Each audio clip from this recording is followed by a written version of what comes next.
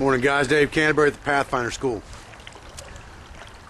What I thought I'd do today is I've had a lot of recent requests, and actually had another one last night asking me about bone tools, bone arrowheads and things of that nature. So I went out today to an area where I knew there were some deer carcasses that were rotted away and the bones were left. That's part of understanding where your resources are and being able to go back to them. And I picked up several bones, brought them with me today. I also brought some other things with me today to kind of show you as well. And what I want to go over with you real quick as part of this lesson is, it's very important really, unless you're going to make very crude and rudimentary bone tools, you need to have an understanding of stone tools as well, because stone tools will help you to create better bone tools. Now, one thing that I want to say about bone is, most of the time, 98% of the time, if you're going to work with bone, you want to soak it in water first, because it makes it much easier to abrade and much easier to score for cutting purposes. So we're looking at this today as if we didn't have any modern tools to work with, and everything that we have is going to be stone and bone. So the tools I'm going to show you some will be crude and rudimentary, but they did the job for thousands and thousands of years. So bear that in mind as you watch this video, and stay with me and we'll get right to it. Okay, there's a couple things that we need as far as stone tools go to really work with any bone. So before we get to the bones that I've picked up to work with and some of the things that I'm going to show you today, let's go out and get a couple pieces of stone to work with for stone tools to use with our bone to make it a little easier for us to make these tools that we're going to make today. Okay, I'm walking along this creek bed, and there's a couple different things that I'm looking for. There's some nice big flat rocks here. There's one here that would be really good, and there's quite a few of those flat rocks here. But what we're going to need two things. We're going to need a hammerstone, and we're going to need an anvil. Okay, now a hammerstone doesn't have to be a big giant rock like this, but you want it to be, you know, a fairly good sized rock that when you hold it in your hand, you can use it for a hammer to break up bone, and it's not going to, you're not going to take a chance on smacking your fingers down on the anvil that you're using. And your anvil is going to want some different edges on it that you can use for breaking things at different angles. So let's walk around here for a few minutes, and I'll pick up a couple things and I'll show them to you when I find what I want. Okay, this rock right here probably would be a pretty good anvil stone for us.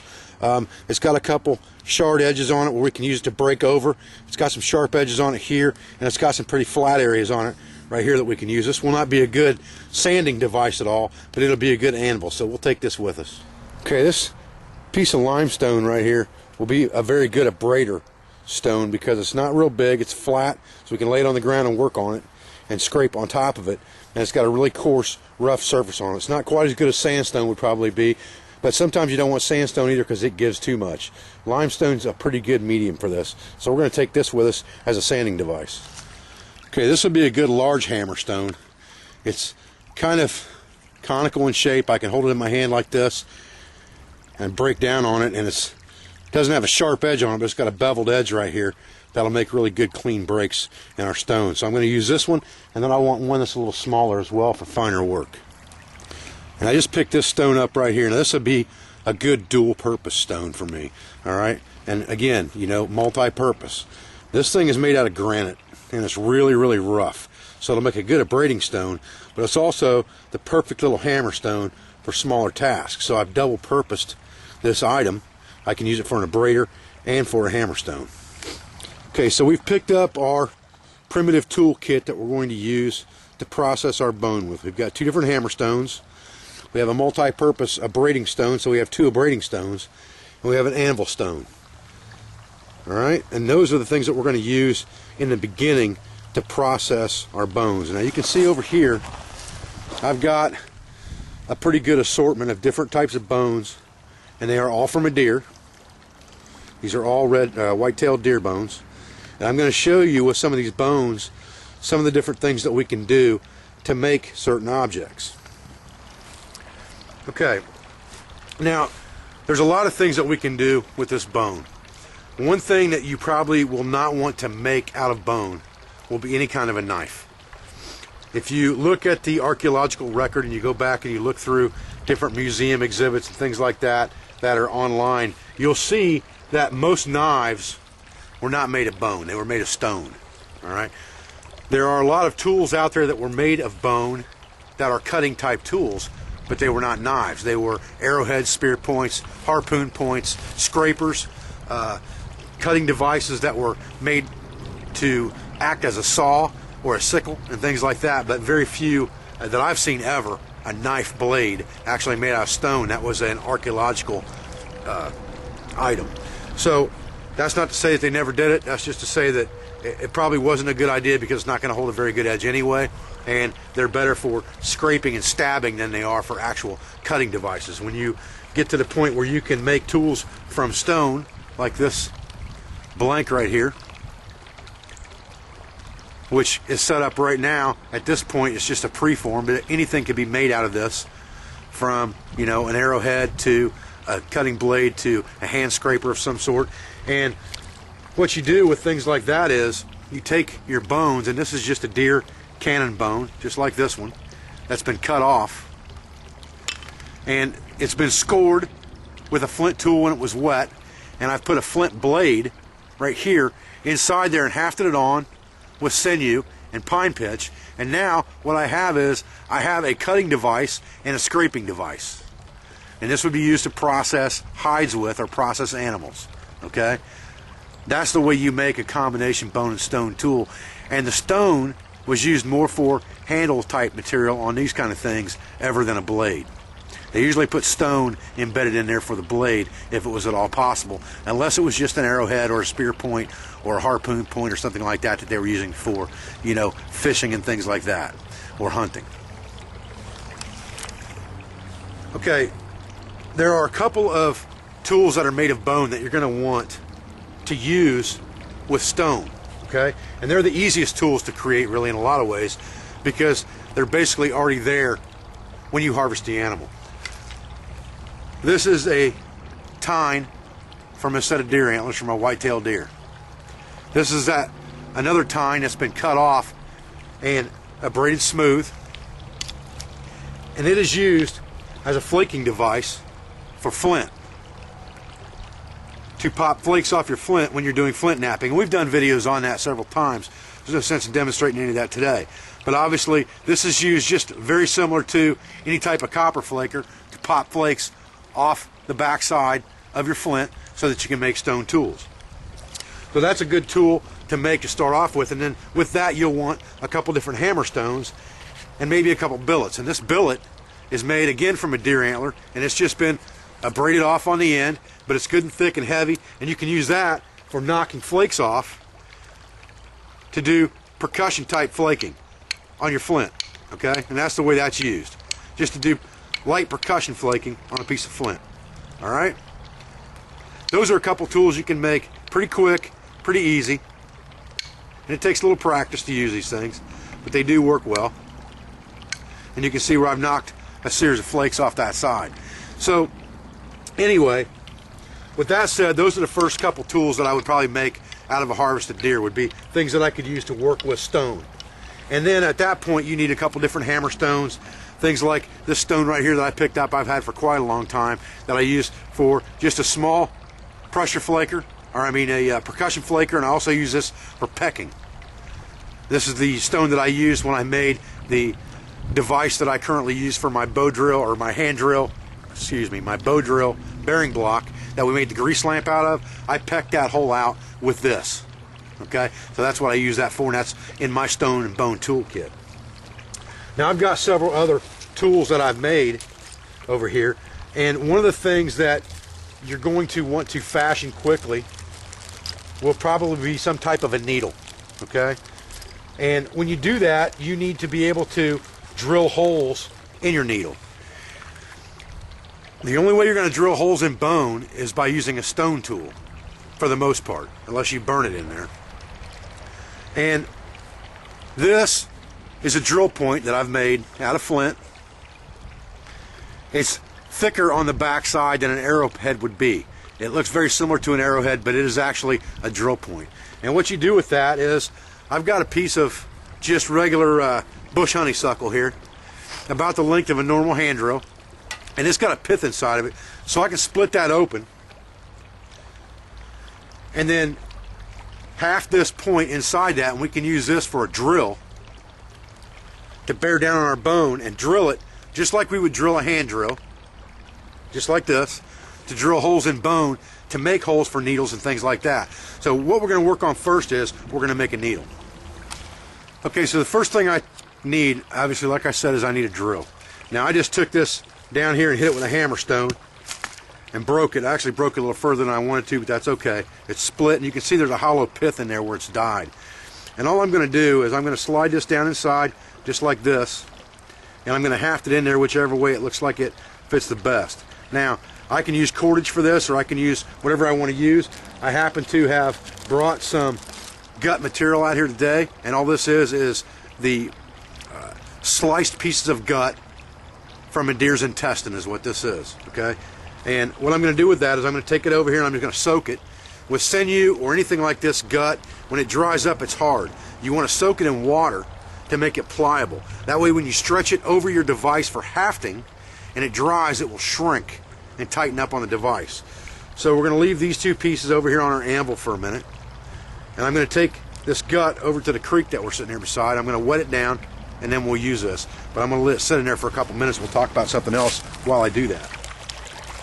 Okay, so you can see what I've done here is I've just put that roll of gut material in a little pool behind a log here where it won't float away on me while we're making the blank for our needle. And we'll come back and work on that, grab this out, and we'll haft that drill point on so we can drill our hole. Okay, so what we want to do first of all then is we want to take one of these pieces of bone, it doesn't really matter which one, and we want to get some shards off of it that we can use to make our needle with. And all we do is we set it on our hammer stone and split it. And you can see how that breaks out, just like that. So we'll split this down fairly haphazardly here until we get a piece like that, shard right there, that we're going to use to make a needle out of. Okay? We'll set these other shards aside because we can use them for something down the road. Get this off of our anvil. Now, we need to decide how big we want our needle. This is pretty thick. We probably don't need it that big. So I'm just going to take it over here and put it on an angle and snap it off. Just like that. Then I'll start to sand this thing down to the shape that I want. And for that, I would love to soak this thing for about 3 hours to do that. Because you can see when you do this, well, that bone just shattered. So we had a broken spot inside that bone, and that's okay, because we can still use that for a needle, not a big deal. But you can see when you abrade this on sandstone, it takes a good long time to get an abraded edge. Now, if you do this when the bone is wet, the bone will work a lot better for you when it's wet than it will when it's dry like this. That's why I say you should always soak that bone for a while. Now, these tools are not going to be anything fancy, and if I think this abrasion stone is not going to be good enough, and it's acting like it's not hard enough at this point, but it may be okay, I'll go get something else. That's the beauty of working with stone. It's everywhere and it's free. So you can always find the piece that you want to use. That one's not quite as hard as I want it to be for abrading purposes. So I'm going to go try to find a better abrading stone, and I'll get back with you. Alright, so I've got another piece of stone here, and it's going to work a whole lot better. And what you're going to do is you're going to grind this down to get it the shape you want it, and round it up a little bit, and get it pointed. And then we'll take this edge and we'll get it flattened out, or round it off, so that we can drill a hole in it. And that's the way that process works. Now I've got another piece of bone here that I picked up at the same time that's already a shard, and it's a lot smaller. Now it's a little bit flexible, but that's okay because I'm going to make a needle out of it anyway. So it's the same process. I go through and I sharpen the end of it up so that I've got a good sharp point. Now if I was going to use this for something other than cloth, if I was going to try to put this through leather, I would want an awl first, and we'll talk about making an awl. And I'll show you some needles that I've made in the past as well that are boned like this, that have been worked when they were wet, and they come out a whole lot better when they're wet. But this one right here, this small shard right here, isn't too bad, other than the fact that it's a little bit flexible. but it may still be a little bit damp from being on the ground too, and that may be part of the reason it's so flexible. So I've got it to where it's pretty sharp on the point now, and I got to drill a hole in this still. Okay, so let's lay this piece down beside our other shards so you can see what we got to work with here. And we're going to haft our drill point to finish this process up of making a needle. Okay, now you can see that this stuff is very pliable when it's wet. So we're going to take our split stick here and put our drill point back in it where we want it and position it in the right spot so that when we close it down, it's centered for the most part. And you may have to turn it a different direction to get it to do that depending on your stone, because your piece of stone is not going to be perfect by any means. Now, drill points like this usually were fairly long, and you can adjust it depending on how deep or wide you want your hole, or if you have to resharpen. But for now, I think what I've got right there is going to work. And I'm going to just tighten it down around there a couple times. Come back down here just like I would wrap an arrowhead. Very much the same methodology. But when I get back around to the back side here, I'm really going to wrap down tight on that, because I don't want that thing moving inside this shaft. And once it dries, like I said, this is going to shrink. Okay, when it shrinks around this shaft, it will really constrict that point in there. And I got to keep an eye on that and make sure that when I hold it up to drill with it, it's going to be straight. And it looks like at this point it is. So now I'm just going to make a little tag here and wrap over it a couple of times. And that's what I'm going to use to tighten this thing down and hold it in place. You've seen this method. It's the same method that you use for wrapping anything, basically. It'll pull the end of that up inside there so it disappears, but when it shrinks and dries, it'll really tighten it down. Get my cutting device here and cut this off, my cutting tool.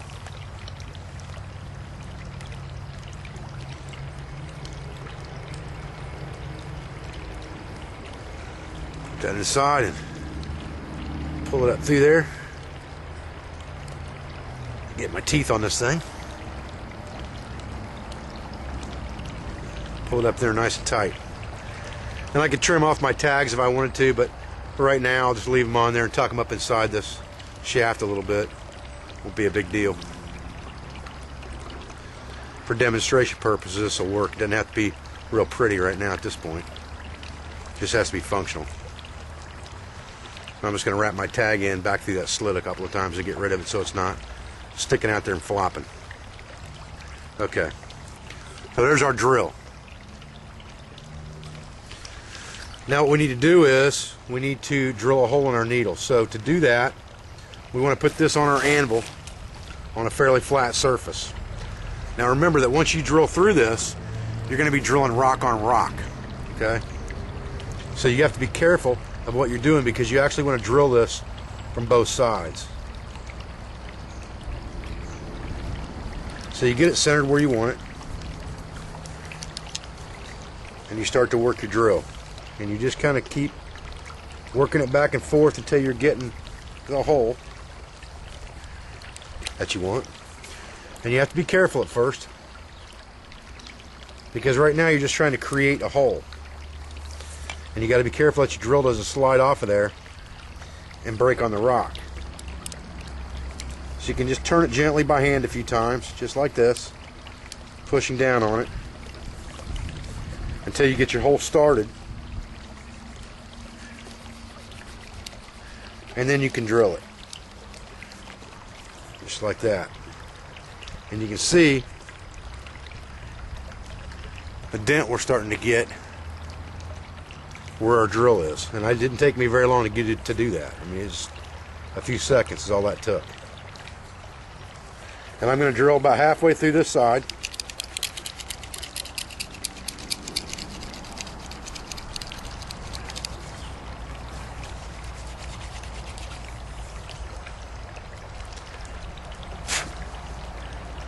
Just like that. Then I'm going to go to the other side and do the same thing again. And if your bone is wet, okay, your drill will go through it a lot easier, and it won't dull your drill as fast. Right now my drill is dulling very quickly on this bone because this bone is dry. That's why I say most of the time when you work with bone, you want to, if possible at all, work with it wet. So I'm going to start my hole by easing the pressure down on the drill.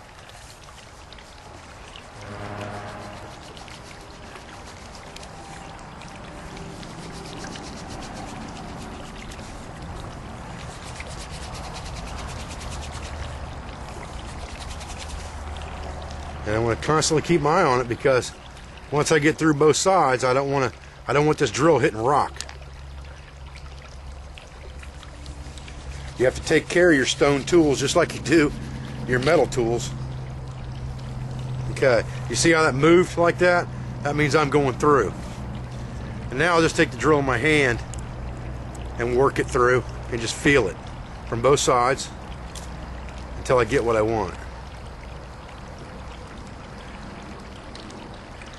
Okay, I can feel the drill touching my fingers. Now at this point I would probably sharpen this drill or use another small handheld drill point, which I don't have with me, to clean this hole out. But I'll go ahead and now you can see what we've got. We have a hole. Alright, so now we have a usable needle that we can put cordage through, and we can use this needle for a lot of things. Now I'll show you a couple blanks over here that I have and a couple needles that I've made other than this one. I've got a piece of bamboo tubing right here that I keep my bone needles in, and there's two bone needles in here. There's one short one and there's one long one. They don't look much different than that one, and there's holes in both of them. And those are the needles that I carry with me in my primitive kit. And now I will add this needle to that because it's ready to be used as well. I'll put them in my bamboo container, and all I've done was cut a piece of bamboo off and left the node on the bottom there so it's hollow, and I've cut another piece of bamboo off right at the node to make a cork, and it just sets down inside there just like that. Alright, now we don't want to lose this drill obviously, so we're going to save this in our primitive kit now that we made it. Now I've got a couple other blanks here made out of bone. This one is just made out of a piece of deer bone as well, and it's a bigger, it's almost teardrop shaped needle, and this type of needle, and it doesn't have a hole drilled in it yet either. We could drill a hole in it, but I don't want to take video time up doing that. But this type of needle would be used for making like grass mats or coil baskets and things of that nature, where you can use a bigger needle to slide through layers of things, and you're not trying to pierce holes, you're trying to slide through layers. That's what this type of needle would be for. And then you could use a bigger one like that, and these can also be used, and I've got a couple other ones in here. Here's another one right here that could be used for the same thing, but this one's been left square on the back so that it can be made into an arrowhead if I choose to do that, because I can do either one with these. And that's part of conserving your resources, is not making this stuff or finalizing this stuff. This would be like a blank, and these would be carried in a paleo kit as a blank. There would be a couple finished objects carried as well, but many blanks would be carried like this so that they could be used for different things. So I can use these for arrowheads, or I can use these for needles, or, you know, gig points and things of that nature for fishing. But depending on how I finish these is going to depend on what they're used for. So that's part of conserving your resources, even with your primitive kit.